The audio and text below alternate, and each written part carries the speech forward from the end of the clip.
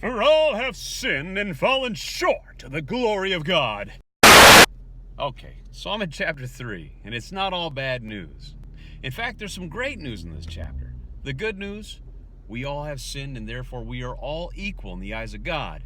The bad news, well, let's kind of get into the chapter and see if we can dig out more of the good news. Everything's not all negative, you know what I mean? So remember, Paul is writing to the Jews in Rome, and he is anticipating their questions as he writes. You see, Paul didn't have Skype or FaceTime, so he had to answer the questions throughout the letter that he kind of felt they would ask. So he kind of begins by answering a question they most likely would have asked. Like, what benefit is it to be a Jew if both Jew and Gentile are equal and faith is the way to God? I mean, after all, they had the law, they had the temple, they had all this stuff, but now Paul's saying faith. So Paul answers this question in a brilliant way by stating they have every benefit. I mean, after all, they had the very words of God and are called his people. They have a step up above everyone else because of this. Yet they don't see it that way. Instead, they see faith as kind of a step down, a way of insulting them, you could kind of say. Now, Paul knows this, and so in the spirit of anticipation, he starts to rattle off a bunch of Old Testament passages, which I find really interesting. And I want you to stop right here because I want you to understand one thing. Paul is an author of the New Testament, and he is interpreting the Old Testament through the books he writes. So the New Testament is a commentary on the Old Testament. Well, some books anyways. But look here in verse 10 through 12 where he quotes Psalm 14.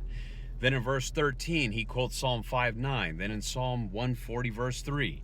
And it goes on and on. But the point is this. Paul is saying it's a recurring theme in the Old Testament, and none of us seek after God, both Jew and Gentile, that none of us is worthy. In fact, in verse 18, he even quotes Psalm 36:1, where it states, there is no fear of God before their eyes. So then how are we possibly made right with God? Or how is it possible to be made right with God? How is it possible for anyone to stand in front of God? I mean, the fact of the matter is that it's all by faith. I mean, none of us has a shot at achieving the righteous requirements of the law. It's by grace that we are saved. So what does this mean? It means that salvation is a gift from God, something we can't earn or achieve on our own.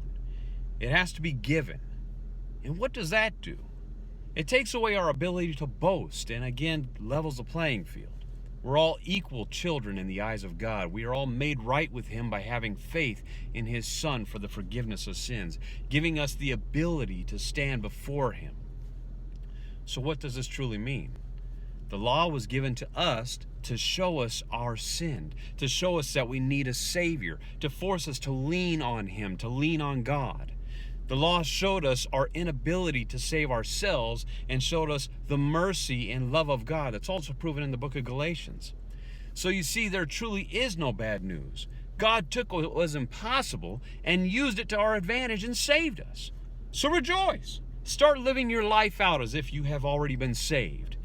After all, what does Jesus say in John 5, verse 24? He who hears my word and believes in him who sent me has everlasting life and shall never come into judgment, but has passed from death into life. So let's start living as if we already realize this promise. Love everyone, be a light into the world, and spread the good news of Jesus to everyone you see. God bless. See you tomorrow where we hit on